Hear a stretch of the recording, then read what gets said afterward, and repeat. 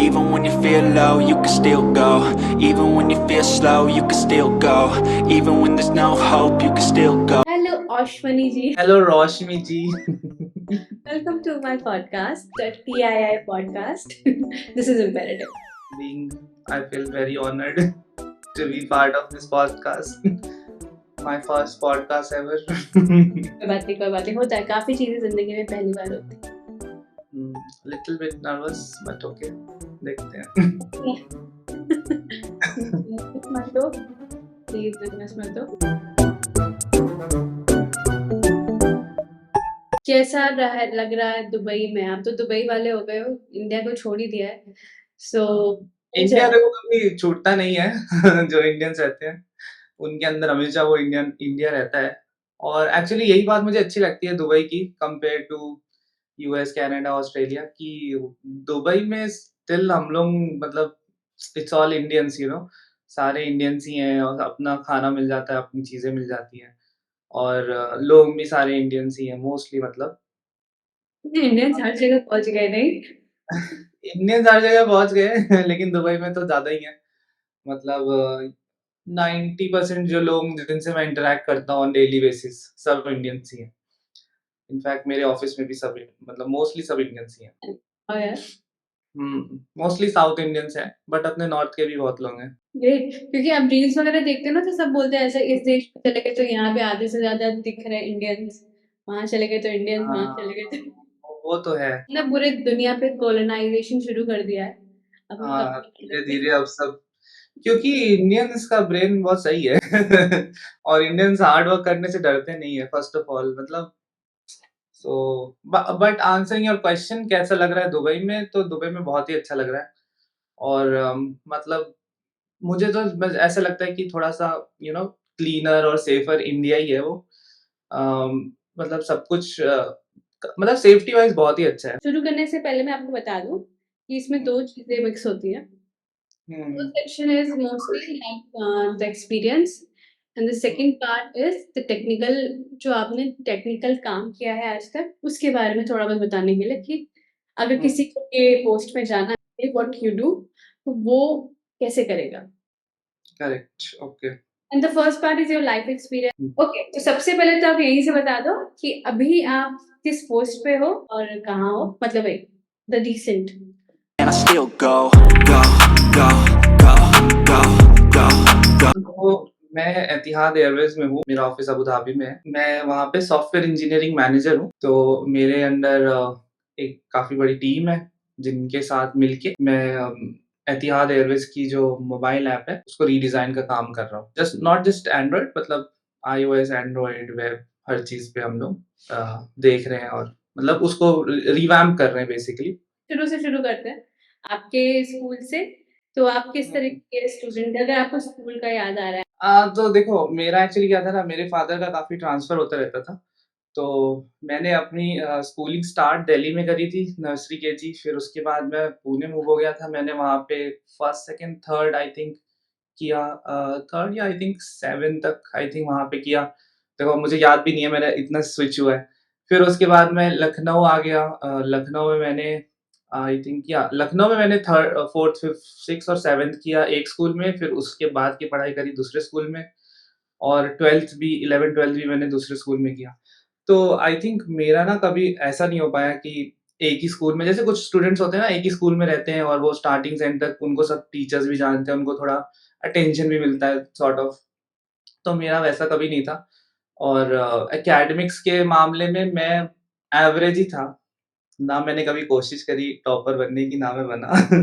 तो मतलब ये था कि मेरे जो क्लास परफॉर्मेंस रहती थी वो टीचर्स कहते थे कि क्लास में तो ये बहुत अच्छे जवाब देता है सब कुछ, बट अक्सर मेरा एग्ज़ाम में लोटा डोल जाता था. तो एग्ज़ाम में मेरे बहुत ही कम नंबर आ जाते थे. और इनफैक्ट मैं जब पुणे से लखनऊ आया ना, तो पुणे में उस समय स्टडी स्टैंडर्ड थोड़ा-सा डाउन था. तो एक्चुअली हम जिस स्कूल में थे वो तो काफ़ी ज़्यादा डाउन था. तो मैं जब लखनऊ आया और मैंने सीबीएसई बोर्ड जॉइन किया, तो मुझे बहुत ज़्यादा बड़ा शॉक लगा. और आई थिंक कुछ 7 या 8 सब्जेक्ट में मैं फेल हो गया था फर्स्ट ईयर में ही. और मुझे मतलब एडमिशन भी नहीं मिल रहा था. मुझे ये कह रहे थे कि आपको 1 क्लास कम मिलेंगे. मतलब मुझे 7th में एडमिशन चाहिए था तो मुझे 6th में दे रहे थे. और मतलब काफ़ी मेरे को उस समय प्रॉब्लम हुई। बट उसी सेम स्कूल में मैंने सारे सब्जेक्ट्स तो क्लियर करे ही, साथ में मैं आई थिंक क्लास में 5th 4th तक आ गया था। तो मतलब कोप अप किया मैंने, कोचिंग लगाई, सब कुछ किया। हाँ, तो वो था। बट ऑन एन ओवरऑल मतलब एवरेज ही था, मतलब ये होते हैं ना 60 टू 70 वाले बच्चे, वही मतलब बहुत ज़्यादा भी बेकार नहीं, बहुत अच्छे भी नहीं। कॉलेज की अलग कहानी है, कॉलेज में तो स्कूल एकेडमिक्स अलग चलती है, कॉलेज एकेडमिक्स अलग चलती है। कॉलेज में तो मतलब फर्स्ट सेकंड ईयर में तो वही बैक वगैरह और ये सब 3-4 सब्जेक्ट में आ गई थी मेरी। अ, उसको क्लियर करते-करते 4 साल निकल गए। बट कॉलेज में एक्चुअली थोड़ा-सा वो एक अलग वो रहता है ना कि जब आप फर्स्ट ईयर कर लेते हो तब आपको समझ में आता है कि पढ़ना कैसे है और मतलब समझने वाली पढ़ाई कैसे करनी है और एग्ज़ाम निकालने वाली कैसे करनी है। तो वो डिफ़रेंस मेरे को सेकंड, थर्ड ईयर से ज़्यादा समझ में आया। तो उसके मैं फिर जब एग्ज़ाम होता था तो एग्ज़ाम के हिसाब से पढ़ता था। ये नहीं सोच के पढ़ता था कि समझना है अभी, अभी बस पढ़ के एग्ज़ाम निकालने हैं। तो अगेन कॉलेज में भी मेरा ऐसे ही 60-70s में ही रहा है मामला। हम कंप्यूटर साइंस के थे, तो आपको जो रियल काम होता है, वो तो आपने शुरू कर दिया था। हाँ, एक्चुअली मुझे क्लास मेरे 7 से मैंने क्लास 7 में फर्स्ट टाइम आई थिंक जावा पढ़ी थी। उस समय ब्लूजे वगैरह चलता था, जो थोड़ा-सा एक रैपर होता है जावा के अराउंड। तो वो मुझे पढ़ के मुझे मतलब कंप्यूटर का इंटरेस्ट बहुत छोटे से ही था। मतलब मेरे फादर भी इसी फील्ड में थे, तो हमारे घर बहुत छोटे से ही हमारे घर में कंप्यूटर वगैरह रहा है और हम लोग उसमें कुछ ना कुछ करते रहते थे। बट 7th में मैंने जब जावा पढ़ी, तो जावा पढ़ने के बाद मुझे क्लियर हो गया, एकदम मुझे प्यार सा हो गया उस लैंग्वेज से कि मुझे जावा में ही कुछ करना है। बट जावा में थोड़े से क्या रहता है ना कि बड़े लेवल के ही सॉफ्टवेयर बनते हैं, जिनका मतलब क्या रहता है कि आपको टाइम लगता है उनको डेवलप करने में, फिर उसका रिज़ल्ट देखने में। तो उसी से सिमिलर एक चीज़ थी एंड्रॉयड, जो कि मोबाइल की लैंग्वेज है। तो उसमें आप तुरंत-तुरंत ऐप्स बना के तुरंत-तुरंत देख सकते हो। मतलब विदिन 15 मिनट्स आपकी फर्स्ट ऐप आप मतलब चालू कर लोगे। तो वो सब करके मेरे को बहुत ही ज़्यादा इंटरेस्ट आया। तो मैंने पहले तो जावा पढ़ी 7th, 8th, 9th और फिर कॉलेज में मैंने एंड्रॉयड पे इंटर्नशिप वगैरह करी थी। तो वो मैं करता रहता था, वो मुझे बहुत पसंद था। तो स्कूल और कॉलेज की पढ़ाई तो हो गई, लेकिन अगर मैं पूछूँ तो फिर फैमिली आपकी लखनऊ में थी, आप भी लखनऊ में थे, तो ऐसा कुछ आपका लखनऊ का कोई एक्सपीरियंस आपको याद है कि मतलब बचपन का, जो जिसने रिलेटेड आपको शेप किया है या फिर आपको याद है कि एज़ अ इंडिविजुअल आपको अच्छा लगा था वो? आई थिंक देखो 12th तक मैं वही कर रहा था जो पेरेंट्स कह रहे थे। उसमें मुझे इनफैक्ट याद है कि मेरे फादर ने मुझसे बोला कि क्योंकि मेरा सारा ध्यान कंप्यूटर्स में ही रहता था। हुँ, हुँ। 7th 8th 9th 10 मैंने सिर्फ़ कंप्यूटर में ही दिमाग लगाया। मेरे कंप्यूटर में 90, 95 ऐसे आते थे और पीसीएम में मतलब 60s कभी-कभी तो जस्ट अबव पासिंग आते थे। तो उन्होंने मुझसे कहा कि तुम कंप्यूटर छोड़ दो, क्योंकि अगर तुमने कंप्यूटर नहीं छोड़ी तो तुम्हारा पीसीएम बैठ जाएगा और वो ज़रूरी है बीटेक के लिए। तो आई थिंक वो एक सही गाइडेंस थी। तो मैंने कंप्यूटर छोड़ दी 11th में और 12th में भी छोड़ दी और फिर मैंने पीसीएम पे ही फ़ोकस किया। फिर मैंने वो आईआईटी वाली कोचिंग्स करी। तो वो आई थिंक वही एक मुझे याद है कि आई थिंक बीटेक करने के लिए पीसीएम इम्पोर्टेंट है, इवन दो आपको कंप्यूटर में जाना है, किसी और फील्ड में जाना है। तो इसलिए वो ही एक मेरा थोड़ा-सा वो था टर्निंग पॉइंट जब मैंने कंप्यूटर छोड़ी। बट स्टिल मैं साइड बाय साइड कुछ ना कुछ तो करता ही रहता था कंप्यूटर्स में। हाँ, एग्ज़ैक्टली, पता है मेरी किसी से बात हो रही थी, मतलब पॉडकास्ट में बात हो रही थी। ये बात तो सभी करते हैं कि जनरली अगर हम सिर्फ़ कंप्यूटर्स की बात करें, तो कंप्यूटर इंजीनियर बनना है, तो फिर उसमें अ, उस पूरे प्रोसेस में जो हम काम भी करते हैं उसके बाद में, उसमें कहीं भी पीसीएम उतना यूज़ होता नहीं, मैथ्स मैथ्स होता है। ये होता है बट या फिज़िक्स केमिस्ट्री का तो उतना नहीं है। एज़ अ पूरा जो प्रोसेस है आपको सिलेक्शन का, even in the bigger institute और किसी भी इंस्टीट्यूट में या इवन एज़ अ जॉब, आपको वो वाला पार्ट ना कहीं न कहीं छूट जाता है। तो हाँ, अगर मतलब जब शिफ्ट करते हो उसमें से एक स्कूल हुँ, से कॉलेज में और जो बीच में जितने प्रोसेस आते हैं, वो काइंड ऑफ वेस्ट लगते हैं। वो काइंड ऑफ फिर जैसे आपने कहा यू मतलब आपने पीसीएम पे थोड़ा ध्यान दिया, हुँ, ही आपका एक पाथ आ पाया और आप इस पाथ पे आ पाए। अगर आप पीसीएम पे ध्यान नहीं दिया तो तभी भी आप आ ही जाते, बट इट वाज़ अ मतलब डिफरेंट पाथ होता शायद। बट हाँ, वही है, वो जो पीसीएम वाला पार्ट है, वो जो एग्जामिनेशंस हैं, वो कंप्यूटर साइंस के पूरे जॉब स्ट्रीम से या फिर जो जॉब लाइफलाइन होती है उससे कहीं मैच नहीं करते। अगर हाँ करेक्ट। मैथ्स को छोड़ दे, मैथ्स तो बहुत जरूरी है, बट बाकी बाकी चीजें। इवन जो मैथ्स करता भी है ना, मतलब डेफिनेटली कंप्यूटर्स में भी बहुत मैथ्स और ये सब यूज़ होता है, लेकिन वो उस तरीके से पढ़ाया नहीं जाता। मतलब वो हाँ फ़ोकस सिर्फ़ मैथ्स को मैथ्स पढ़ाने में होता है। मतलब मैथ्स को कंप्यूटर में कैसे यूज़ करेंगे या फिज़िक्स को कंप्यूटर में कैसे यूज़ करेंगे, वो तो कोई पढ़ाता ही नहीं है। अच्छा कि मतलब जितना मैंने पूरा देखा ना, मुझे स्टैटिस्टिक्स पे जिसमें सबसे कम ध्यान होता है पूरे हुँ, हुँ, में, हुँ। उसपे सबसे वही। ज़्यादा ध्यान देना चाहिए था, क्योंकि स्टैटिस्टिक एनालिसिस इज समथिंग जो आपका हुँ, पूरा एनालिसिस पार्ट होल्ड करता है, और एनालिसिस पार्ट हर जगह आता है। हर अगर जगह तो। यदि आप थोड़े से हायर लेवल का काम करना शुरू करते हो कंप्यूटर में, किसी भी प्रोजेक्ट में आपको वो चीज़ मिलेगी, और स्टैटिस्टिक्स स्कूल में भी सबसे कम पढ़ाते हैं। हाँ, इंजीनियरिंग में थोड़ा ज़्यादा होता है, लेकिन इंजीनियरिंग वाले जो कंप्यूटर लेवल वाला होता है या फिर वो चीज़ एग्ज़ैक्टली वो नहीं होती है, फिर वो आपको अलग से पढ़ना पड़ेगा। हाँ, आई मीन हमारे कॉलेज में तो पता ही है तुमको कि मतलब क्या ही पढ़ाई तो होती थी। ना कंप्यूटर, ना फिज़िक्स, ना मतलब वो तो मतलब मुझे लगता है कि अगर वो 4 साल मैंने लग के जैसे कोई कोडिंग की प्रिपरेशन कर ली होती, कुछ कर लिया होता, तो आई थिंक मैं आज और बढ़िया कर रहा होता। बट ठीक है, वो भी ज़रूरी है बीटेक। अब मैं एजुकेशन सिस्टम वाली डिबेट नहीं करना चाहता यहाँ पे, बट वो भी ज़रूरी है एजुकेशन क्योंकि सिस्टम की हाँ, ऑब्वियसली बीटेक डिग्री से आपके काफ़ी सारे डोर्स ओपन हो जाते हैं, तो वो भी ज़रूरी ही है। अब चाहे जैसी भी पढ़ाई हो, जैसा भी कॉलेज हो, बट इट्स हाँ। इम्पोर्टेंट। नहीं, आप पूरा एजुकेशन सिस्टम तो आप चेंज नहीं कर सकते, but as a hmm, individual अगर आप इस स्ट्रीम को आप इस पे पैशनेट हो, then I think it exactly आपको हाँ, अपना खुद से एफर्ट डालना पड़ेगा और आई थिंक क्योंकि कॉलेज में क्या रहता है ना कि आप यंग रहते हो, आप मोटिवेटेड रहते हो कि ये करना है, वो करना है। तो अगर आपको कोई एक चीज़ पसंद आ गई है, आप पैशनेट हो, तो आप खुद ही करते रहोगे अपने फ्री टाइम में। मतलब मुझे तो कोई बोलता भी नहीं था कि ये चेक करो, वो चेक करो, बट मैं खुद ही देखता रहता था कि अच्छा ये ऐप कैसे बनती है, वो कैसे बनती है, ये यूआई कैसे बनता है ना? So true, true, true. तो ये हो गया। अच्छा, 11th 12th and preparation phase and सब पे बात हो गई है। तो आपने ड्रॉप आउट नहीं किया था ना? मतलब आपने ड्रॉप नहीं किया? नहीं, मैंने एक्चुअली 11th-12th की बात हम कर रहे हैं, तो मैंने 11th में एक कोचिंग जॉइन करी थी, वो आईआईटी प्रिपरेशन के लिए थी और मैं एवरेज ही स्टूडेंट था। वो कोचिंग में आई थिंक 200 बच्चे बैठते थे एक बैच में और उसकी फीस थी कुछ अराउंड 1 लाख मतलब पर ईयर। तो मैंने वो जॉइन करी और हम मैं और मेरा एक फ्रेंड हम जाते थे। हमने उसमें क्या था कि फर्स्ट फिज़िक्स होती थी, फिर केमिस्ट्री, फिर मैथ्स। तो हाँ, फिज़िक्स में ही अटेंडेंस होती थी, उसके बाद अटेंडेंस नहीं होती थी। तो हम फिज़िक्स करके फिर बीच में ये होने लगा कि हम केमिस्ट्री, मैथ्स बंक करने लगे। फिर कोई भी नया टॉपिक स्टार्ट होता था, हम सोचते थे कि यार इसमें ध्यान लगा के पढ़ेंगे और इसको करना है ये वो। बट फिर वही होता था क्योंकि इतने बच्चे और क्या होता था कि आगे जो बच्चे बैठते थे वो आपके सवाल समझने से पहले ही आंसर दे चुके होते थे। तो तो टीचर का भी फ़ोकस नहीं आता था। तो इस वज़ह से मतलब कभी मेरा वो बना ही नहीं। तो फिर मैंने अपने फ़ादर से बोला कि अगर मैं ये करूँगा तो फिर मैं कुछ नहीं कर पाऊँगा। ना मेरा बीटेक निकलेगा ना कुछ। तो फिर मैंने जो है वो कोचिंग छोड़ दी। मतलब आधे पैसे दे कर के। वो काफ़ी बड़ा नुकसान हुआ। वो मुझे भी काफ़ी ख़राब लगा लेकिन उस समय वो स्टेप लेना ज़रूरी हो गया था। फिर मैंने एक नॉर्मल कोचिंग जॉइन करी जिसमें सिर्फ़ 20 बच्चे रहते थे। हमारी कॉलोनी में ही थी वो कोचिंग। और वहाँ जाकर के मैंने ढंग से थोड़ी फिज़िक्स, केमिस्ट्री, मैथ्स पढ़ी।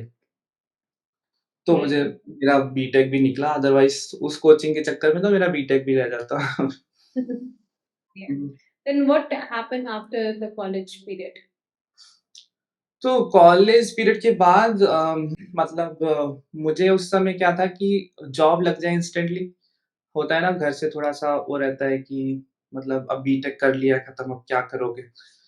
तो मैं आई थिंक कॉलेज रिज़ल्ट आने से पहले ही मैंने बहुत जगह इंटरव्यू दिए थे, यहाँ पे लखनऊ में दिए थे। क्योंकि उस समय मेरे पास उतने फंड्स नहीं थे कि मैं दिल्ली जाऊँ या कहीं और जाऊँ।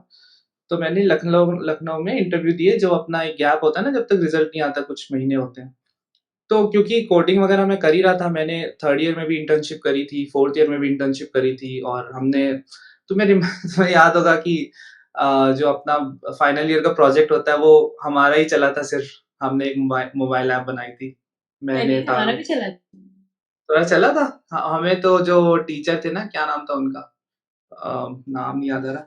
उन्होंने बोला था कि ये पहला प्रोजेक्ट है जो चला है आज। तो तुम्हारा ए मेरा आर है, मतलब हमारा वेबसाइट थी, बहुत अच्छी वेबसाइट थी। अब वो अलग ही है, तो क्या बता। ओके, ओके, तो वो मेरे को याद नहीं था।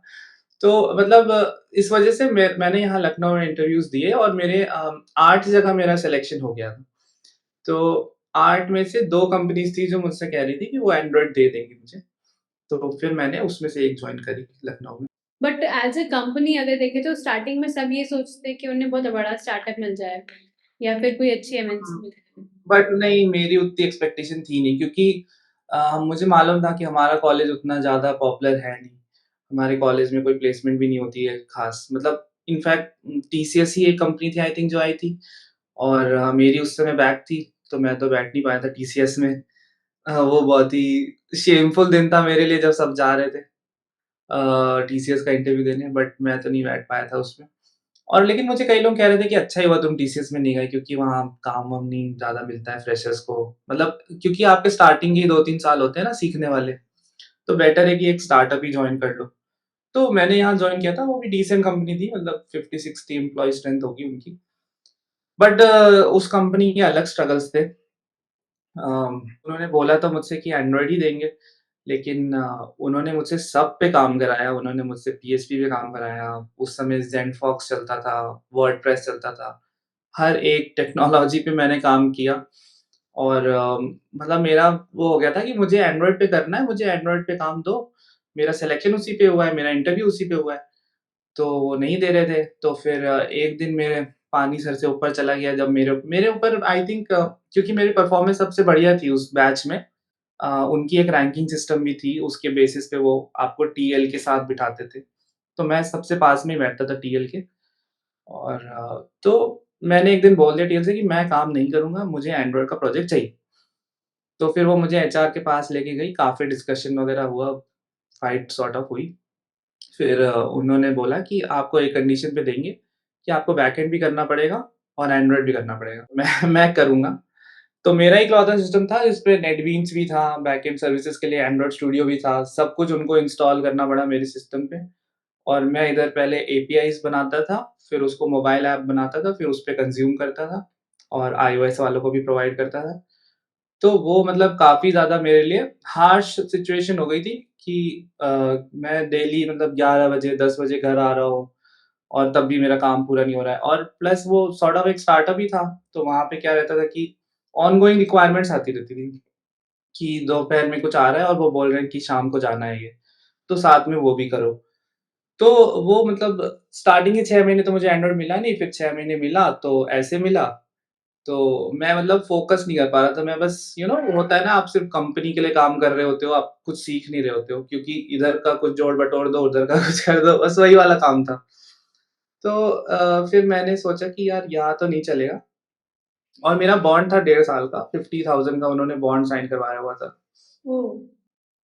लेकिन जब एक पॉइंट ऐसा आया कि उनके पास एंड्रॉइड के भी प्रोजेक्ट्स आना बंद हो गए, तो मुझे लगा कि अब तो कुछ नहीं हो सकता, अब तो मुझे मूव आउट करना ही पड़ेगा।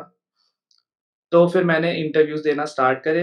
मैंने किसी से पैसे भी उधार लिए थे, फिर मैं दिल्ली गया, मैंने वहाँ पे 5-6 कंपनीज़ में इंटरव्यू दिया दिल्ली में।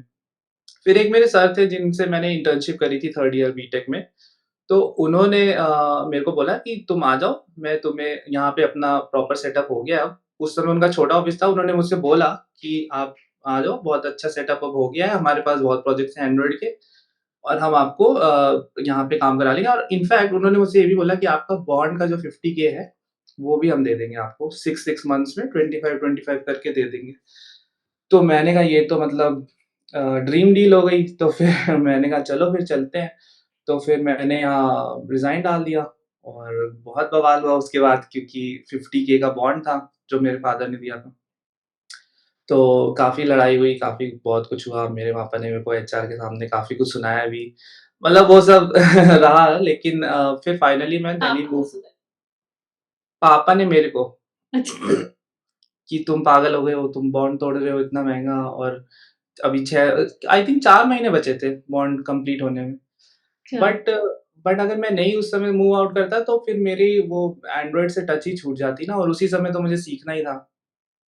तो फिर मैंने वो लिया वो स्टेप, और मैंने पापा से बोला कि मैं दे दूँगा आपके पैसे वापस, जो भी गए हैं, नुकसान हुए हैं।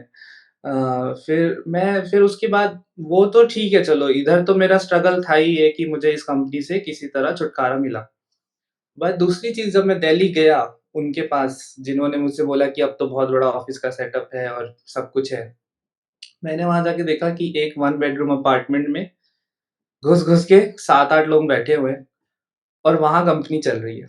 मैंने कहा चलो ठीक है, इंफ्रा से क्या ही मतलब। अभी उन्होंने सैलरी भी ठीक-ठाक ही दी थी, तो मैंने कहा कोई बात नहीं, अपना सैलरी मिल रही है और ये वो। लेकिन जब मैंने देखा कि उनके पास तो बिल्कुल ही प्रोजेक्ट्स नहीं है, उनके पास तो और ही ज़्यादा वेब के प्रोजेक्ट्स चल रहे हैं, पीएचपी वगैरह चल रहा है। तो फिर तो मेरा दिमाग ही घूम गया, और उनके साथ क्या था कि वो थोड़ा-सा फैमिली में बिज़नेस चल रहा था। तो एक सर थे, उनकी गर्लफ्रेंड थी, उनके कोई भाई-वाई टाइप के थे, और उन्होंने 3-4 लोगों को रखा हुआ था। तो क्या रहता था कि अब जैसे उनके यहाँ थोड़ी कोई इंग्लिश भी नहीं बोल पाता था उतनी अच्छी। तो मैं उससे वो लोग क्लाइंट डील वगैरह कराते थे, लेकिन मेरा कोई इनपुट नहीं लेते थे। अगर मैं कुछ बता रहा हूँ, तो फिर वो उनके भाई वगैरह आ जाते थे कि नहीं-नहीं ऐसा नहीं होता, ऐसा होता है। तो वो जो जनरेशन गैप वाली सिचुएशन आ गई थी। मेरे पास भी प्रोजेक्ट्स नहीं आ रहे थे, और उनका एक ही काम था, वो हर पॉपुलर ऐप की कॉपी बनाते थे। अच्छा। तो वही मेरे को लगा कि ये तो कोई काम नहीं है, इसमें मैं क्या ही सीख लूँगा। उस समय एक प्रिज़्म करके ऐप चली थी, तुम्हें याद होगा। उससे अवतार्स बनते थे, उसका कॉपी बनाते थे, और वो भी कॉपी भी ऐसा कि हर जगह वो क्रैश कर रही है, वो बहुत ही बेकार काम था। तो अगेन वो कंपनी भी मैंने इंटरव्यूज़ देना स्टार्ट करे अगेन। वो कंपनी भी मैंने 4 महीने में छोड़ी, क्योंकि अगर मैं वहाँ रह जाता तो फिर तो और ही करियर बर्बाद था। तो वो कंपनी मुझे एक नोएडा से कंपनी का ऑफ़र मिला। मैंने जगह-जगह जाके इंटरव्यूज़ दिए, और वो छुट्टी भी नहीं देते थे, तो मैं ऐसी कंपनीज़ ढूँढता था जो सैटरडे को इंटरव्यू कराती हों, या जिनके यहाँ वॉक-इन्स होता हो सैटरडे संडे को, है ना? उस समय वॉक-इन्स बहुत चलते थे नोएडा वगैरह में, तो मैं वॉक-इन में चला जाता था। इनफैक्ट कभी-कभी तो मैं कुछ ऐसे ही चलाता था रैंडमली, और जाके कंपनी में बोल देता था ये मेरी सीवी है, मुझे आज इंटरव्यू देना है। और कभी-कभी वो सिक्योरिटी वाले पूछते भी नहीं थे किसने बुलाया है, क्या बुलाया है, और वो इंटरव्यू करवा देते थे। तो इस तरीके से मैंने बहुत जगह इंटरव्यू दिए नोएडा में उस समय, क्योंकि उस समय एकदम पानी मेरे सर पे आ गया था कि मुझे वो कंपनी छोड़नी थी। तो मैंने 4 महीने इंटरव्यूज़ दिए, और फिर मैंने एक अच्छी कंपनी है नोएडा में, वहाँ मेरा हो गया फाइनली। वहाँ जाके मुझे फाइनली, मतलब आई थिंक 1.5 साल के बाद प्रॉपर प्रोजेक्ट्स मिले, प्रॉपर तरीके से काम हुआ, जैसे इंडस्ट्री में काम होता है, वैसे हुआ। तो वहाँ मैंने अच्छा 1.5 साल अपना किया वहाँ पे। ठीक है, तो इस पे यार मुझे पता है इन सारी चीज़ों पे समझ के ये भी आ रहा है, क्योंकि मैंने भी बहुत ढूँढा था स्टार्टिंग, बट हुँ, हुँ, कहीं न कहीं वो मैच नहीं हो पाया। बट एज़ अ गर्ल अगर आप देखो, मतलब मैंने तो फिर भी थोड़ी हिम्मत दिखा दी, और मेरे फैमिली ने भी बहुत सपोर्ट कर दिया। हुँ, हुँ। एज़ अ पर्सन अगर एज़ अ गर्ल आप देखो तो इतना कोई करता नहीं है। नहीं ऐसे करता है। नहीं कि नहीं करता इन द सेंस कि उसे चाहिए नहीं, मतलब ये सेफ नहीं हो जाता उस कंडीशन में। देखो आज अगर मैं सोचूँ ना, तो अगर मैं कहूँगी अच्छा मेरा कोई छोटा जाके इस तरह से जा रहा है, तो मुझे हुँ। नहीं सेफ लगेगा, भले ही मैंने ये किया है। बट अब कहीं हमारे पास हाँ, नॉलेज है, तो हम शेयर कर सकते हैं, पर उस समय इतना थोड़ी पता होता है हर किसी को। टाइम तो नहीं, बट उस टाइम तो यार कह रहे कि अच्छा ये एक्चुअली वही कि जितनी अब इन्फॉर्मेशन है उतनी थी भी नहीं, और हमारा ध्यान भी नहीं जाता था कि अच्छा इस पे और अच्छे से जाके हम रिसर्च करें, क्योंकि हुँ, हुँ, हुँ। तब अलग माइंडसेट था अपना कि अच्छा कुछ मिल। एग्ज़ैक्ट बट शायद यहीं पे आती है एमएनसी, जहाँ पे वो आपको वो सेफ्टी प्रोवाइड करती है हाँ, एग्ज़ैक्टली। कि कि आपका जो एनवायरनमेंट रहेगा वो सेफ रहेगा। ठीक है, तो आपका जो 2 एक्सपीरियंस था वो काइंड ऑफ ऐसा था कि वहाँ पे वो हम आपको नहीं। थोड़ा बहुत स्किल्स गेन किया वहाँ पे, और बेसिकली जो मेन स्किल गेन करी वो ये कि प्रेशर में कैसे काम करते हैं, क्योंकि वहाँ पे बहुत प्रेशर रहता था काम का। बस तो उसके बाद जब शिफ्ट हुआ वो इस पे हुआ था कि आपने फिर एक अच्छी स्टेबल हाँ। कंपनी में जॉइन किया, and then you finally got the work you wanted, Android हुँ, वाला। एग्ज़ैक्टली। तो वहाँ मैंने अच्छा 1.5 साल काम तो किया। आपके पैसे वापस हो गए? हाँ, फादर के पैसे फिर मैंने मैं कह कर रही हूँ कि मेरा बेटा पहले इसने कोचिंग छोड़ी और अब कंपनी में बॉन्ड तो भाई वो मुझे बहुत गिल्ट था काफ़ी टाइम तक कि मैंने उनकी कोचिंग में भी ऑलमोस्ट 50-60,000 वहाँ गँवाए थे, फिर यहाँ बॉन्ड में करे। बट वो सब मैंने दे दिया उनको, इनफैक्ट उससे ज़्यादा ही दे दिया अब तो। नहीं, नहीं यार ऑब्वियसली मतलब वो तो इसलिए ज़्यादा परेशान हो रहे होंगे ना एज़ अ पेरेंट कि बच्चा कोई गलत डिसीज़न ना ले रहा हो। हाँ, एग्ज़ैक्टली। उनका भी सोचना गलत नहीं था, उन्हें लगा कहीं ये दिल्ली के चक्कर में नहीं ज़्यादा है कि हाँ, वहाँ जाके मिलेगा ये वो, उस वज़ह से वो उन लोग के लिए पैसा इतना नहीं होता जितना ये होता है कि वो बच्चा कोई गलत डिसीज़न ना ले ले। बट हाँ, हाँ। आई थिंक अपनी जर्नी होती है। हमें समझ में तो आ ही जाता है कि नहीं, नहीं ये सही नहीं हो रहा है, गलत हो और रहा है। I think I am more comfortable then making my own mistakes and then regretting कि भाई मैंने अपनी वज़ह से वो गलत काम ले लिया, देन कि किसी और ने मुझे कोई सलाह दे दी और मैंने वो कर लिया और फिर वो गलत हो गया। तो हाँ। फिर इट्स लाइक कि मैंने अपना दिमाग ही नहीं लगाया, है ना? हुँ। तो that's still better for me. ठीक है यार, सही है, सही है। चलो फिर इसके बाद आपने वो 1.5 साल वहाँ पे काम किया था एंड्रॉइड में and then you move out then मैं नगैरो में मैंने स्विच किया। नगैरो में मैंने गुड़गाँव हाँ, नगैरो तो अच्छी कंपनी है। 1.5 साल के करीब मैंने नगैरो में आई थिंक हाँ, 1 साल मैंने नगैरो में काम किया और वहाँ पे भी अच्छे प्रोजेक्ट्स थे। बहुत ही अच्छा ल्यूट्रॉन का प्रोजेक्ट था, आईओटी डिवाइसेज़ के ऊपर था, उनकी एप्लीकेशन वगैरह थी आईओटी डिवाइसेज़ की। उस पे मैंने काफ़ी काम किया। एक प्रोजेक्ट और था, उस पे किया। फिर मुझे नगैरो से ही अम, 2019 में जनवरी में मुझे ऑफ़र आया ऑन साइट का अ, अबू धाबी। तो मुझे उस समय क्या था कि मैंने जस्ट जॉइन किया था आई थिंक मुझे टोटल एक्सपीरियंस उस समय 3 साल के करीब था और आपको पता ही होगा मतलब आईटी में लोग कहते हैं कि लोग बैठे रहते हैं 5 साल, 10 साल तक और ऑन साइट नहीं लगती है। तो मुझे लगा कि मुझे तो 4 साल आई थिंक 3 साल एक्सपीरियंस है, 3 साढ़े 3 साल, मुझे कौन रखेगा ऑन साइट? ये कुछ होगी टेम्परेरी रिक्वायरमेंट, उसी के लिए मुझे भेज रहे होंगे और उन्होंने मुझसे पहले एक ईमेल भेजा जिस पे साइन कराया था कि मैं 6 मंथ्स तक नहीं बोलूँगा कि मुझे वापस आना है। मतलब बेसिकली कन्फर्मेशन दूँगा। फिर जाने के 1-2 दिन पहले ही उन्होंने कहा कि एक और मेल आया है 2 इयर्स का, कि 2 इयर्स तक मैं कन्फर्मेशन दूँ उनको। तो मैंने कहा ठीक है भाई, मैं बैचलर ही था, मुझे कोई रिस्पॉन्सिबिलिटी ऐसी थी नहीं। पापा भी उस समय वर्किंग ही थे, तो मैंने कर दिया साइन और फिर मैं चला गया। और मुझे वहाँ पे रह कर के मतलब यही लगता रहा कि मुझे तो ये भेज देंगे अभी 6 महीने में, मुझे कौन रखेगा? मेरे को तो 3 साल का एक्सपीरियंस है और वहाँ पे और भी लोग थे जिनको काफ़ी ज़्यादा एक्सपीरियंस था। बट आज देखते-देखते 6 साल हो गए। ग्रेट, यानी कि आपका जो शिफ्ट हुआ था दुबई में वो कंपनी ने ही आपको भेजा था? हाँ, तो मुझे कंपनी ने अबू धाबी भेजा था। वहाँ मैंने काम किया एक प्रोजेक्ट में 3 साल, वो एक बैंकिंग क्लाइंट था। फिर 1 साल और मुझे दूसरा प्रोजेक्ट मिला दुबई में, वहाँ मैंने 1 साल काम किया और उसके बाद अब फाइनली मैंने नगैरो से स्विच किया है एतिहाद एयरवेज़ में, तो आई थिंक 5 साल के बाद। इसकी बात करते हैं कि लाइफ़स्टाइल और वर्क कल्चर की। हुँ, तो आप 2 जगह काम अबू धाबी एंड दुबई, इन हुँ। दोनों में ही इंडिया से अगर मैं पूछूँ तो वर्क कल्चर में क्या डिफरेंस है? तो वर्क कल्चर आई थिंक मुझे लगता है कि इंडिया को भी मैं थोड़ा-सा डिवाइड करूँगा नॉर्थ और साउथ में। मुझे लगता है कि नॉर्थ में स्टिल काफ़ी अच्छा वर्क कल्चर है कंपेयर टू साउथ और मतलब जैसा मुझे समझ में आया, मैंने साउथ में कभी काम किया नहीं है, बट मुझे ऐसा लगता है कि साउथ में थोड़ा-सा work I don't know may be south वाले बोलेंगे कि नहीं हमारे उधर ज़्यादा अच्छा कल्चर है, बट ज जितना मैंने सुना है आई थिंक ऐसा है, क्योंकि नॉर्थ वाले मतलब थोड़ा-सा वर्क लाइफ बैलेंस भी देखते हैं। स्पेशली जो आजकल जेन ज़ी आ रहे हैं, तो वो तो ज़रूर ही देखते हैं। मतलब यूएई में उतना अच्छा कल्चर नहीं है वर्क का। डिपेंड्स ऑन योर कि आपका टॉप मैनेजमेंट कैसा है। अगर आपका टॉप मैनेजमेंट इंडियन या पाकिस्तानी है, मतलब आपके मैनेजर्स और आपके सीनियर टीम मेंबर्स और आपके डिलीवरी लीड्स, पोर्टफोलियो लीड्स ये सब कैसे हैं? अगर वो सब इंडियन और पाकिस्तानी है, तो वो कल्चर इंडिया वाला ही रहता है फिर कि थोड़ा प्रेशर रहता ही है काम में। बट अगर वो सब थोड़े से वेस्टर्न है या इमरातीज़ हैं, तो रिलैक्स रहता है स्टिल थोड़ा। मराठीज़ मतलब? इमरातीज़ मतलब यूएई के यूएई सिटीज़न्स मुझे नहीं पता। ठीक है, ठीक है। उनको इमरातीज़ ही कहते हैं। बट इट ऑल्सो डिपेंड्स देखो 2 तरह की चीज़ है। यूएई में मेजॉरिटी लोग किसी कंपनी से कॉन्ट्रैक्ट पे काम कर रहे होते हैं किसी और के लिए। जैसे मैं भी था तो मैं नगैरो से कॉन्ट्रैक्ट पे काम कर रहा था जो बैंक था उसके लिए। तो जब आप ऐसी वेंडर सिचुएशन में रहते हो, तो वो सिचुएशन कभी सही नहीं होती क्योंकि आपका कॉन्ट्रैक्टर कभी भी आपका कॉन्ट्रैक्ट कैंसल कर सकता है या रिन्यू ना हो सकता है आपका कल खत्म हो जाए और अगला रिन्यू ना हो।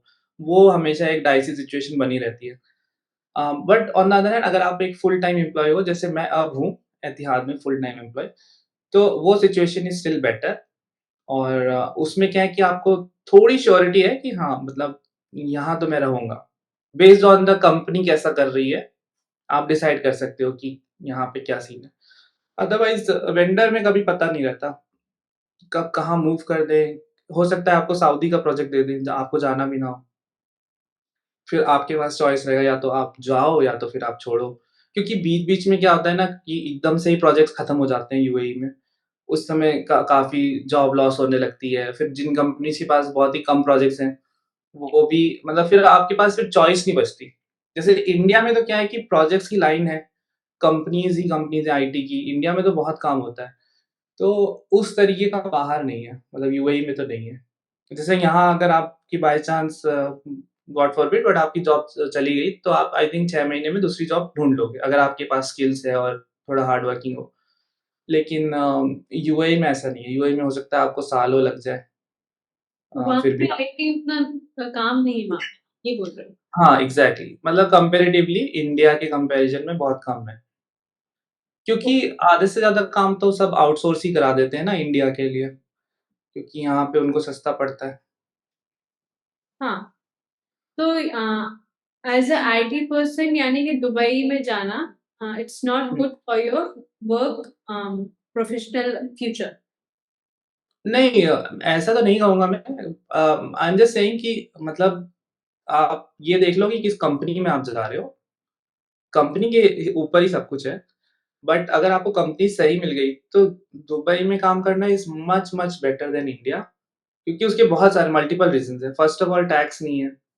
जो आपको आपके ऑफर लेटर में जो फिगर लिखा हुआ मिलेगा, वही आपके अकाउंट में आता है हर महीने। बेनिफिट्स भी बहुत हैं। गवर्नमेंट की तरफ से है कि आपको हर एम्प्लॉयर को अपने एम्प्लॉइज़ को मेडिकल इंश्योरेंस देना ही देना है। और मेडिकल इंश्योरेंस भी ऐसा नहीं कि आप क्लेम करते रह जाओ, मिलेगा नहीं। सब कुछ कैशलेस ही रहता है। आपकी एमिरेट्स आईडी होती है, सब कुछ उस पे ही रजिस्टर्ड होता है। आप जाओ, अपने हॉस्पिटल में आप एमिरेट्स आईडी दिखाओ और जो भी थोड़ी बहुत को-पेमेंट होगी आपको करनी होगी। मेरा जो पिछला इंश्योरेंस था उसमें तो कोई को-पेमेंट भी नहीं थी। और अब मतलब वो रहता है एक तो प्लस सेफ्टी है और मतलब ऑब्वियसली आपका लिविंग स्टैंडर्ड काफ़ी इम्प्रूव होगा इंडिया से अगर आप वहाँ रहोगे तो। ये लाइफ़स्टाइल डिफरेंस क्या है? लोगों की सोच में, लोगों के रहन-सहन में एंड क्या?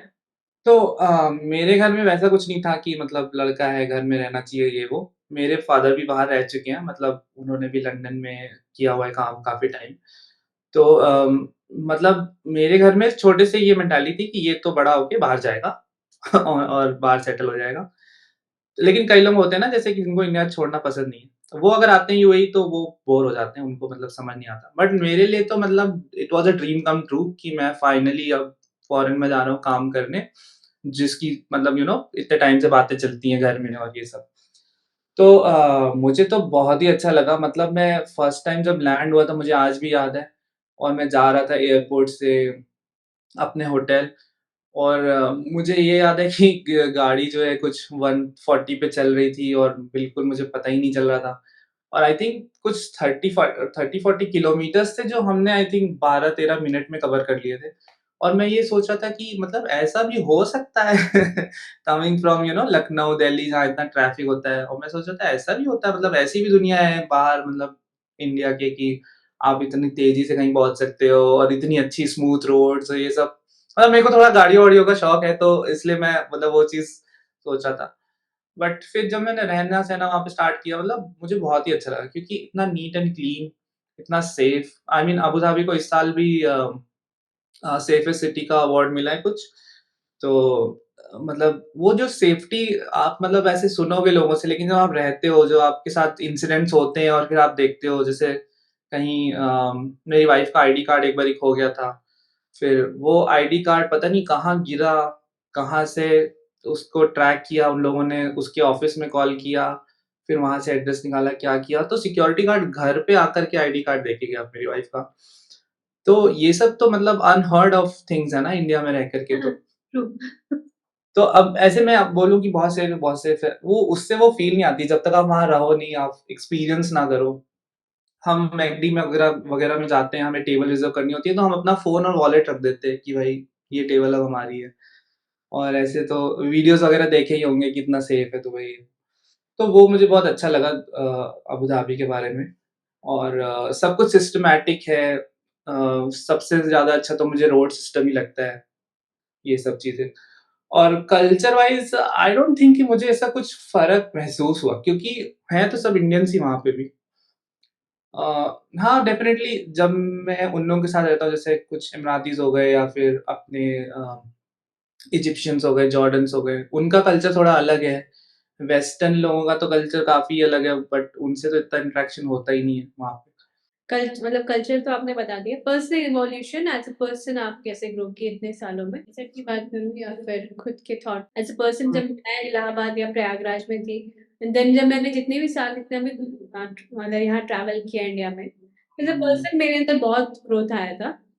चीज़ों को समझने के जैसे मैं पहले दिल्ली रही मतलब दिल्ली में ही एनसीआर में कई जगह रही, बैंगलोर हुँ। रही, मुंबई गई, तो मुझे एज़ अ पर्सन मैं बहुत ग्रो हुई। मुझे वो हाँ, वो मेरे साथ भी था। इनफैक्ट मैं दिल्ली गया था तभी मेरे काफ़ी पर्सनैलिटी डेवलपमेंट हो गया था मतलब मुझे कुकिंग-वुकिंग आ गई थी बहुत अच्छी। और फिर अबू धाबी जाके तो मुझे मतलब होता है ना कि आप ऑल ऑफ अ सडन आपको इतनी इन्फॉर्मेशन मिल जाती है कि बाहर के लोग कैसे रहते हैं और क्या-क्या चीज़ें होती हैं मार्केट में मतलब सिर्फ़ खाने के उससे नहीं, पहनने के उससे और क्या-क्या लोग कर रहे हैं लाइफ़ में। मतलब बहुत सारा एक आपको ब्रॉड पर्सपेक्टिव मिलता है कि अच्छा दुनिया में ऐसा भी होता है। नॉट जस्ट कि हमारे शहर शहर में कैसा हो रहा है। और उस हिसाब से आई थिंक आपकी थिंकिंग भी बदलती है।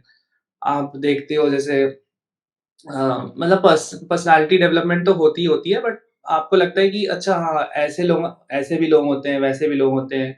कुछ आपको नेगेटिव लोग भी मिलेंगे, बट काफ़ी पॉज़िटिव लोग भी मिलेंगे। आपको पैसा भी दिखेगा जगह-जगह, गरीबी भी दिखेगी, मतलब सब कुछ दिखेगा तो आप ऑन अ ओवरऑल लेवल आप सब चीज़ एक्सपीरियंस करके आपका पर्सपेक्टिव काफ़ी ब्रॉड होता है। मतलब आप चीज़ों को जैसे आज सोच रहे हो एक ही शहर में रह के, सपोज़ आपको घर लेना है, आप सोच रहे हो कि अच्छा घर लेने के ये स्टेप्स हैं। बट कल को आप दूसरे शहरों में रहोगे, जहाँ लोग शायद कुछ और तरीके से घर खरीद रहे हैं, तो वो आपको एक एक्सपीरियंस मिलता है ना। आपका इनफैक्ट मुझे लगता है कि आपका जो लेवल ऑफ ड्रीम है ना, वो भी काफ़ी बढ़ जाता है। आपको लगता है जस्ट बिकॉज़ ऑफ कि आप फाइनेंशियली अच्छा कर रहे हो, बट हो सकता है आपके पास इंडिया में उतना पैसा हो तो आप शायद उतना बड़ा ड्रीम नहीं करोगे स्टिल क्योंकि आपका उतना बड़ा पर्सपेक्टिव नहीं है। बट बाहर रह के आप उससे ज़्यादा लेवल का ड्रीम करने लगोगे, which is a very good thing. या एक्चुअली मतलब हाँ, बाहर जाते हो आप देखते हो कि अच्छा ये चीज़ भी पॉसिबल है ना और इट्स नॉट दैट कॉस्टली। आप वहाँ तक गए ही नहीं, उस लेवल तक गए ही नहीं हो कि आप सोचो कि एग्ज़ैक्टली जैसे मैं अपनी वाइफ़ का एग्ज़ाम्पल लूँगा उसको भी काफ़ी मतलब उसको फ़ैशन वग़ैरह का ऑब्वियसली हर किसी को ही शौक होता है। बट इंडिया में रह के आई डोंट थिंक उसने कभी ऐसे सोचा होगा कि वो एलवी का बैग लेगी या गुची की बेल्ट लेगी। बट अब वो उस लेवल का ड्रीम करने लगी है और मैनिफेस्ट करने लगी है और फिर धीरे-धीरे करके वो खरीदने भी लगी है सामान, राइट? तो आई डोंट थिंक अगर हम इंडिया में रहते और हमारे पास उतना ही पैसा होता या उससे भी ज़्यादा होता, स्टिल हम उतना ड्रीम नहीं करते। सो हाँ, दैट इज़ अ वो वेरी वहाँ पे थोड़ा जनरल भी हो जाता है, जनरल स्पेसिफिक जनरल हो जाता है, बहुत कॉमन। बट वही डिपेंड करता है कि आप कहाँ से कहीं से भी आपको ये इवोल्यूशन आप कहीं से भी हो सकता है, लेकिन हाँ, जब आपके आस-पास वो चीज़ें हो रही हैं, आस-पास चीज़ें हो रही हैं, कि आपको लगता है ये सब नॉर्मल ही है, मतलब इतनी बड़ी नॉर्मल चीज़ नहीं। हाँ, एग्ज़ैक्टली बड़ी-बड़ी गाड़ियों में लोग घूम रहे हैं, तो आपके लिए भी थोड़ा-सा यूज़ कॉमन सा हो जाता है। यहाँ रह के आप शायद उतनी बड़ी गाड़ी नहीं खरीदो, लेकिन वहाँ रह के आपको लगेगा कि ये तो नॉर्मल है, यहाँ तो सब खरीदते हैं, तो हम भी खरीद लेते हैं।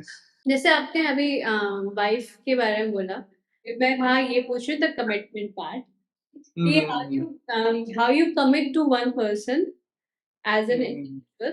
कमिटमेंट की बात आती है तो वो बच्चों वाली बात नहीं होती है, वो थोड़े एक वो कहते हैं ना इवॉल्व्ड माइंड ही सोच सकते हैं या फिर you become as a you think as a man. Commitment वाला पार्ट था कि नहीं मतलब यही है और यही रहेगी, वो आपके अंदर कैसे आया था? तो आई थिंक मेरे हिसाब से मैं बचपन से लव मैरिज तो ये तो मैं पहले स्पेसिफिक कर दूँ। अब बताइए क्यों कमिटमेंट वाला पार्ट कैसे आया था? तो मेरा आई थिंक मैं जिस भी रिलेशनशिप में एंटर हुआ था, मैं यही सोच के हुआ था कि ये तो भाई अब इसी से शादी करनी है। इवन क्लास 10th में भी अगर मेरी कोई रिलेशनशिप रही तो मैंने ऐसे ही सोचा कि यार यही है, अब तो लाइफ लॉन्ग इसी से ही करना है। वो अब ऑब्वियसली हो जाता है कि कुछ डिफरेंसेस आ जाते हैं, बट आई थिंक इनिशियली हर कोई यही सोचता है। थोड़े टाइम के बाद आपको रियलाइज़ होने लगता है कि अच्छा ये कंपैटिबिलिटी है भी कि नहीं है। तो सेम केस था मेरी current wife and then girlfriend के साथ कि मतलब मुझे ऐसा कमिटमेंट को लेके कभी ये नहीं था कि भाई कैसे एक ही बंदी के साथ इतने टाइम रहोगे, मुझे वो वाला सीन कभी था ही नहीं। मुझे ये था कि बस मुझे अम, हर किसी का होता है ना कि भाई ये वो नॉट जस्ट लुक्स, बट लगता है कि यार थिंकिंग में मैच करे और खाने-पीने में मैच करे। इनफैक्ट मतलब कल को मैं अपनी फैमिली में इंट्रोड्यूस करूँ तो उनको कुछ इश्यू ना हो। तो पता नहीं कैसे, मैं चमत्कार ही बोलूँगा, बट एक्चुअली मैं लखनऊ में जिस कंपनी में था, उसी कंपनी में मेरी वाइफ़ भी काम करती थी। लेकिन हमारी कभी तब नहीं बात हुई जब तक मैं 1 साल यहाँ था। मैं जब यहाँ से निकला तो मैंने सबको फ्रेंड रिक्वेस्ट भेजी एंड देन हमारी बात स्टार्ट हुई थी। और मैंने अपनी मतलब वाइफ़ को भी तभी भेजी थी फ्रेंड रिक्वेस्ट, फिर हमारी बात स्टार्ट हुई, फिर धीरे-धीरे वो भी गुड़गाँव आ गई। फिर जब हमारा ज़्यादा मिलना हुआ तब मैंने रियलाइज़ किया कि ये लड़की में तो सब कुछ है जो मुझे चाहिए एंड अ, भगवान के उससे she also thought the same for me. तो हमारा एक म्यूचुअल कनेक्ट बनता जा रहा था धीरे-धीरे, इवन दो हम लोग रिलेशनशिप से बच रहे थे कुछ टाइम तक, बट एक म्यूचुअल कनेक्ट हमारा बन रहा था। एंड देन क्या हुआ कि हम दोनों ही गुड़गाँव मूव हो गए, दोनों ही सेम लोकेशन पे हो गए और फिर उसके बाद मुझे लगा कि यार मुझे तो कोई कमिटमेंट का इश्यू है नहीं, मुझे तो सब कुछ पसंद है। प्लस वो भी लखनऊ से, मैं भी लखनऊ से। हमारी फैमिलीज़ भी जैसे मेरी मदर कानपुर से, उसकी मदर कानपुर से। इवन हम कल ही गए थे और हम दोनों का ना मेरी नानी का उसकी दादी का घर ऑलमोस्ट लाइक 100 मीटर्स पे है। ये ओह! बात तो मुझे बाद में पता चली सारी, बट उसकी वजह से मतलब क्या है कि हमारी मेंटालिटी, हमारी थिंकिंग, हमारी अ, कुछ करने की सोच वगैरह सब कुछ काफ़ी मैच करती थी। तो देन आई जस्ट सेड कि यार मैं आई डोंट नो किस चीज़ का मैं वेट कर रहा हूँ, सब कुछ तो सही है। तो 2018 में आई think I was in relation with her और 2021 में हमने शादी कर ली थी और मुझे आई आई डोंट थिंक कि आज तक मुझे कभी ऐसा कमिटमेंट का इश्यू हुआ है। क्योंकि अगेन मेरा माइंड काफ़ी क्लियर है उस मामले में, बहुत ही फ़ोकस्ड है कि सब कुछ सही है और मेरे को मतलब कभी जैसे मैं आई थिंक 3 साल तो मैं बाहर ही रहा था 2 साल और हमने लॉन्ग डिस्टेंस भी चला ली। ड्यूरिंग द लॉन्ग डिस्टेंस भी मेरे को कभी ऐसा लगा नहीं, क्योंकि वही, आई वो सारा कुछ जो बेस था ना हमारा कि फर्स्ट चीज़ है कि आपको ये चाहिए और वो आपको मिल रहा है। और फिर उसके बाद जो आपकी फन चीज़ें होती हैं कि ह्यूमर कैसा है और वो सारी चीज़ें। तो वो सब मेरा पहले ही मैंने मतलब मेरे को अच्छा लगा था। इनफैक्ट हमारा खाने-पीने का भी हम दोनों को ही बहुत ज़्यादा हम लोग फूडी हैं, तो वो सारी हम हमारी चीज़ें मिलती थी। तो आई थिंक अगर आपको पार्टनर आपने सही सेलेक्ट कर लिया है, तो आपको कमिटमेंट इश्यू नहीं आना चाहिए। वही लॉन्ग डिस्टेंस परेशान रहते हैं लॉन्ग डिस्टेंस को। मैंने तो 2 साल का लॉन्ग डिस्टेंस ऐसे ही हँसते-हँसते ही गुज़ार दिया और वो इनफैक्ट आई भी थी मिलने, मैं भी आता था। कभी-कभार मैं ऐसे सरप्राइज़ देने चला जाता था दिल्ली, ऐसे ही फ्लाइट करके। मुझे कभी कभी भी ऐसा ख़्याल नहीं आया कि यार कुछ और देखते हैं अब लाइफ़ में। कुछ और जबकि देख मैं तो अबू धाबी में था, I had every you know वही एवरीथिंग राइट अवेलेबल, बट नहीं मेरे को कभी ख़्याल नहीं आया। कमिटमेंट होती है तो कमिटमेंट होती है। I mean then it's not कि आप लॉन्ग डिस्टेंस डिस्टेंस पे मतलब मुझे लगता है कि कमिटमेंट सब कुछ ठीक है, back to home, you have your wife. वो अगर आपका पार्ट सही नहीं है लाइफ में then you are not doing something right. तो ट्रू यार। इसके अलावा अगर मैं रिलीजन बोलूँ, रिलीजन से मेरा मतलब भगवान है, तो भगवान से आपका रिश्ता कैसा है? भगवान भी अपना सो-सो ही है, मतलब हम लोग मतलब मानते हैं, बट आई थिंक मेरी थोड़ी-सी थिंकिंग अलग है। मुझे ऐसा लगता है भगवान मन में होने चाहिए और आप भले कितना मंदिर जाओ या हर दिन आप पूजा करो, डज़न्ट मेक सेंस अगर आप इंसान अच्छे नहीं हो, अगर आप वो काम नहीं कर रहे जो आपके भगवान आपको बोल रहे हैं करने के लिए। तो मैं जैसे राम भगवान में बहुत बिलीव करता हूँ कि उनकी इतनी अच्छी क्वालिटीज़ थी, वो लोगों को इतना अच्छा मानते थे, इतने अच्छे से ट्रीट करते थे। तो मैं कोशिश मेरी ये रहती है कि मैं वो काम करूँ, जो वो कहते हैं करने को, रेदर देन उनकी पूजा में लगा रहूँ और क्योंकि वो मुझसे होता नहीं है फ्रैंकली।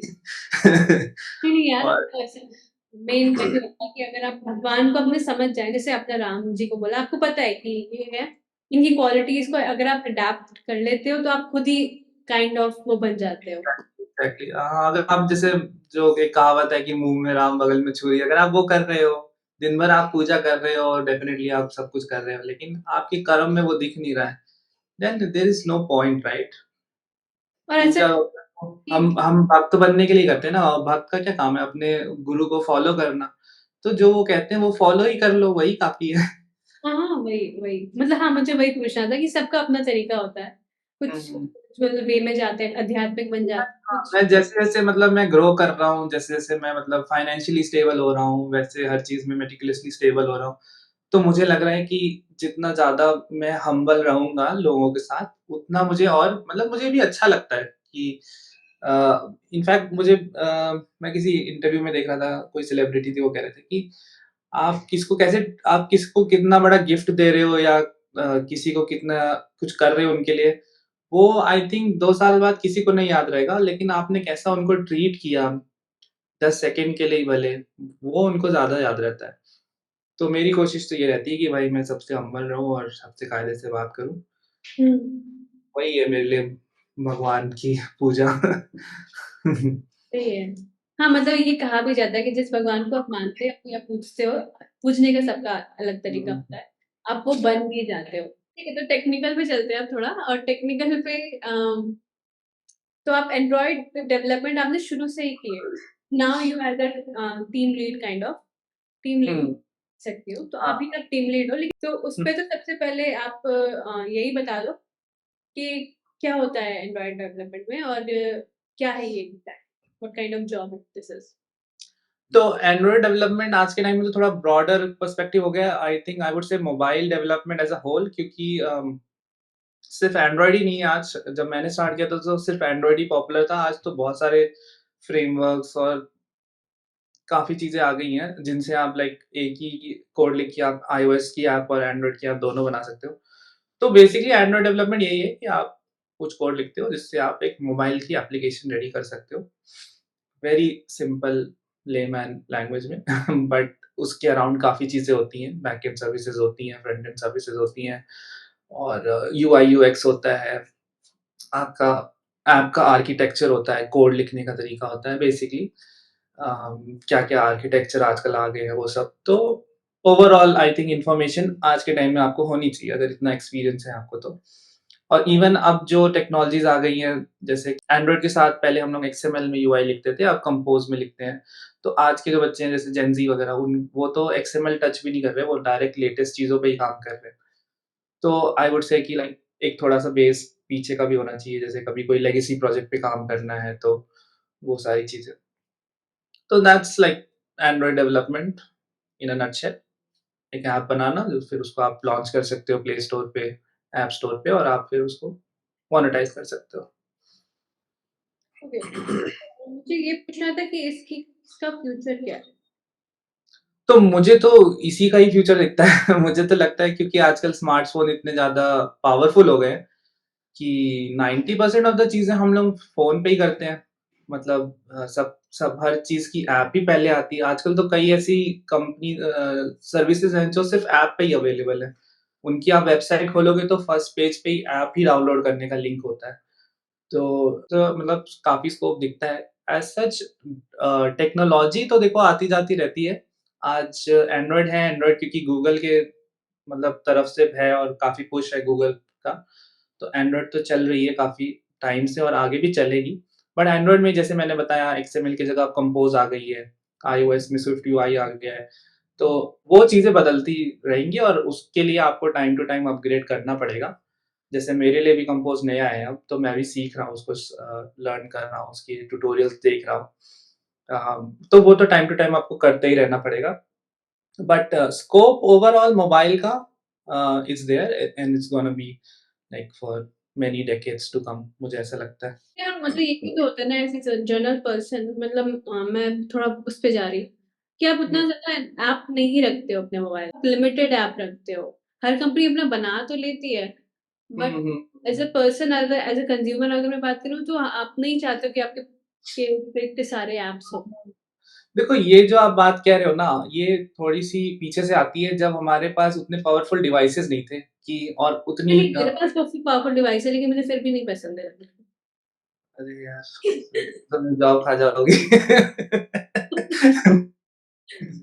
मतलब देखो पुश तो यही है आजकल हर कंपनी से कि लोग जल्दी से जल्दी उनकी ऐप पे स्विच करें और वो है मतलब अब तुम्हारा केस पता नहीं मेरे को बट जैसे मुझे तो लगता है कि ऐप हो फटाफट काम हो जाए, इवन ब्राउज़र ना ओपन करना पड़े।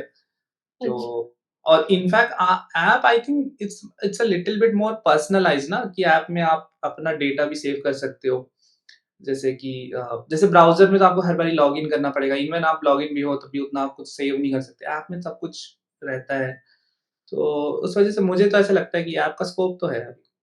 इवन डेफ़िनेटली एक चीज़ मैं बोलूँगा ऐप आपकी अच्छी होनी चाहिए, तभी कोई यूज़ करेगा। अगर आप सिर्फ़ ऐप में एड्स ही डाल दे रहे हो और सिर्फ़ कोई कंटेंट नहीं है अच्छा या फिर यूआई अच्छा नहीं है या फिर बहुत स्लगिश है, स्लो है, तो डेफ़िनेटली ऑब्वियसली लोग तुरंत अनइंस्टॉल कर देते हैं ऐप। क्योंकि इतने ऑप्शंस हैं आज के टाइम में तो दैट्स द होल रीज़न हम इतना बड़ा रिवैम्प कर रहे हैं एक एप्लीकेशन का। क्योंकि आई थिंक मतलब हम लोग तो काफ़ी ग्राउंड लेवल पे हमें उतने स्टैट्स नहीं मालूम है, लेकिन जो बिज़नेस है, जो रेवेन्यू टीम है, जो स्टैट्स के लिए लोग बैठा रखे हैं इतनी बड़ी कंपनीज़ ने, उनके द्वारा तो यही स्टैटिस्टिक्स आई है कि नहीं ऐप वगैरह तो आज के टाइम में एकदम टॉप नॉच होनी चाहिए, सब कुछ स्मूथ, फास्ट होना चाहिए और सब चीज़ें ऐप पे ही अवेलेबल होनी चाहिए। पहले क्या था कि कई सारे फीचर्स थे जैसे ऑनलाइन चेकिंग ये वगैरह ऐप में नहीं थे। वो रिडायरेक्ट कर देता था आपको वेब पे करने के लिए, बट हम वो भी ऐप में लेके आ रहे हैं हम। हाँ, ये मतलब ये जो कंपनीज़ हैं, ये लोग पुश कर रही हैं लोगों को ऐप पे, वो तो हुँ। ज़बरदस्ती हो गई ना, मतलब भई हमें नहीं चाहिए। मतलब कुछ आपको एक्सक्लूसिव फीचर्स ऐप में ही मिलेंगे आज के टाइम में, कि कई अच्छा, चीज़ें मतलब होती हैं, कंपनीज़ अपने अपना जो ऐप है वो रख कुछ रही है करती कि हैं आप इस पे पुश कर रही है कि आप उस पे आएँ। एंड वो पुश मार्केटिंग अगर मैं बोलूँ, तो वो ऐप का बहुत ज़्यादा बढ़ भी गया है, उनका अपना रीज़न है obviously. But as a consumer मतलब किसी को भी ऐप रखना पसंद नहीं होता है। और उतना हुँ, यूज़ करना भी थोड़ा फिर उनके लिए लेकिन ट्रिकी है। आपके जैसे कुछ फेवरेट ऐप्स होंगी, वो आप रखते होगे, चलाते होगे। हाँ, हाँ। आप कल को मैं ऐसी कोई ऐप बना दूँ जो आपको उसकी यूटिलिटी है और आपको अच्छी लग रही है, यूआई अच्छा है, फास्ट चल रही है सब कुछ, तो आप वो भी रखोगे, है ना? क्योंकि ना स्पेस का इश्यू है, ना परफॉर्मेंस का इश्यू है आज के टाइम में। तो depends I think app to app फ़र्क पड़ता है, तो वही ओके, है। ग्रेट। तो एंड्रॉयड और आईओएस में डिफरेंस क्या होता है ऐप में? ऐप अ, दोनों के में अगर बोलूँ तो कोई कौन-सी टेक्नोलॉजी का डिफरेंस होता है? किस चीज़ का डिफरेंस होता है तो बेसिकली? दोनों का कोड अलग-अलग लैंग्वेज में लिखा जाता है पहली चीज़ तो। एंड्रॉयड इवन जावा से बेटर अब कोटलिन आ गई है। Kotlin with compose is the latest thing for Android और आईओएस में उनका स्विफ्ट यूआई चलता है। मैं आईओएस का कोड नहीं लिखता इसलिए मुझे उतना मालूम नहीं है। But Swift and Swift UI iOS के लिए यूज़ होती है। तो कोड लिखने का तो है ही अलग। ये जो एंड्रॉयड साइड पे ये एसडीके वगैरह सब गूगल रिलीज़ करता है। आपको जैसे कैमरा इंटीग्रेशन करना है, ब्लूटूथ इंटीग्रेशन करना है, उसका एसडीके गूगल आपको प्रोवाइड करेगा अपने एंड्रॉयड एसडीके में। और सिमिलरली एप्पल का जो भी सारा कोड है, कैसे कोड लिखना है, कोड की डॉक्यूमेंटेशन सब कुछ आपको एप्पल के थ्रू मिलेगी उनके डेवलपर कंसोल पे। तो एक तो लिखने का ही तरीका अलग है, बट आजकल काफ़ी सारे क्रॉस प्लेटफ़ॉर्म फ्रेमवर्क्स आ गए हैं, जैसे फ्लटर हो गया, रिएक्ट नेटिव हो गया। तो इनसे आप एक ही कोड लिख कर के लिए दोनों के लिए ऐप बना सकते हो, बट उन ऐप को आप नेटिव नहीं बोलोगे, वो क्रॉस प्लेटफ़ॉर्म ऐप्स रहेंगी। उनकी परफ़ॉर्मेंस वगैरह थोड़ी-सी डिफरेंट होती है compare to a native app जो बनी ही उस प्लेटफ़ॉर्म के लिए है। तो वो हल्का-सा फ़र्क आता है बट आज के टाइम में डिवाइसेज़ इतने पावरफुल है कि उतना पता नहीं चलता है। बट स्टिल थोड़ा बहुत फ़र्क आपको फ़ील होगा। मतलब मैं क्योंकि इतना प्रो यूज़र हूँ, तो मैं बता सकता हूँ कि कौन-सी ऐप नेटिव है, कौन-सी क्रॉस प्लेटफ़ॉर्म है। ओके, जो-जो नई टेक्नोलॉजी आ गई है अब, हुँ, के बारे में थोड़ा डिटेल में अगर आप बता दें? तो पहले एंड्रॉयड में जावा चलती थी, हम जावा पे तो एंड्रॉयड में क्या रहता है इनफैक्ट आईओएस में भी कि हम 2 अलग-अलग चीज़ें लेके चलते हैं। एक आपका बिज़नेस लॉजिक हो गया, जहाँ पे आप लिखोगे कि इस बटन के क्लिक पे क्या होना है। और एक आपका हो गया है कि वो बटन दिखना कैसा है, उसका यूआई, राइट? तो मतलब बहुत ही जेनेरिक एग्ज़ाम्पल लेके बता रहा हूँ। तो वो जो कोड है आपका कि लॉजिक जो आप लिखते हो, वो पहले आप जावा में लिखते थे, अब उसके लिए कॉटलिन आ गई है। Kotlin is nothing. It's like a wrapper on top of Java, plus with some enhanced कि lambda expressions है उसमें, उसके scope functions हैं, नई-नई चीज़ें और हैं उसमें, और काफ़ी मतलब जल्दी आप और काफ़ी कम कोड लिख के आप ज़्यादा काम कर सकते हो बेसिकली। तो आई थिंक अगर आज से कोई स्टार्ट कर रहा है तो उसे Kotlin ही पढ़नी चाहिए, क्योंकि जावा अब धीरे-धीरे कम हो रही है और जो नया डॉक्यूमेंटेशन भी अब आ रही है वो Kotlin पे ही आती है। तो अगर आज से कोई स्टार्ट कर रहा है तो उसको कॉटलिन ही पढ़नी चाहिए। और same goes with the UI side of things, जो कि पहले एक्सएमएल था, अब कंपोज़ हो गया है। कंपोज़ में और ही और अच्छा और इंटरैक्टिव यूआई एलिमेंट्स और ये सारी चीज़ें हैं। एक नई थीम आई है मटेरियल 3, तो वो मटेरियल 3 थीम्स आजकल यूज़ हो रही है एप्लीकेशंस में। तो वो भी कंपोज़ में काफ़ी ईज़िली आप उसको इंटीग्रेट कर सकते हो और टेस्टिंग वगैरह भी आसान हो जाती है। तो आज से कोई स्टार्ट करे तो उसे कॉटलिन विद कंपोज़ ही पढ़ना चाहिए। जो वेबसाइट में हम लोग करते थे तो उसका front end and back and, तो ये दोनों अलग-अलग टीम होती थी और इसके अलग-अलग लैंग्वेजेज़ होते थे। दोनों में उतना ही ज़्यादा मेहनत या उतनी ही ज़्यादा आपको डीप तक जाना पड़ता था, क्योंकि वो दोनों अलग चीज़ है। बट एंड्रॉइड में अगर किसी को अपना करियर बनाना है, तो क्या इसकी भी 2 अलग टीम होती है या नहीं, तो इसका एंड्रॉइड एक ही बंदे को दोनों काम आने चाहिए। और ये this is not like a backend, this is still a front end. जो बैकएंड टीम है, वो जो वेब के लिए बैकएंड टीम थी, वो आज भी वही बैकएंड टीम है एंड्रॉइड और आईओएस के लिए भी। वो एक्चुअली आपके जो प्राइम डेटा सेंटर्स होते हैं ना, जैसे कि कहाँ आप यूज़र की इन्फॉर्मेशन मेंटेन कर रहे हो, कहाँ जैसे मेरे केस में आप फ्लाइट इन्फॉर्मेशन मेंटेन कर रहे हो, उन सिस्टम से बेसिकली कम्युनिकेट करते हैं और वो डेटा आपको प्रोसेस करके आगे देते हैं। अब वो वही डेटा वेबसाइट को भी दे सकते हैं, वही डेटा मोबाइल ऐप को भी दे सकते हैं। तो मोबाइल ऐप में वो डेटा फर्स्ट जो आपकी बिज़नेस लॉजिक लेयर है वो कंज़्यूम करके फिर उसको यूआई पे दिखाएगी। तो ये दोनों ही काम एक ही बंदे को आना चाहिए। अलग-अलग नहीं होता, मतलब क्योंकि वो काफ़ी क्लोज़ली कपल्ड है हमारा जो बिज़नेस लॉजिक और यूआई है। ओके, तो आपने कहा कि 15 मिनट में कोई भी एक ऐप बन जाती है, बहुत बेसिक वाली। तो 15 हुँ। मिनट में इसका कोई और टूल भी होता है क्या कि आप कुछ मतलब वैसे ड्रैग एंड ड्रॉप करो, करेक्ट, करेक्ट। उससे भी आपका पूरा कंप्लीट एक पैकेज मतलब एक बेसिक ऐप बन जाएगी?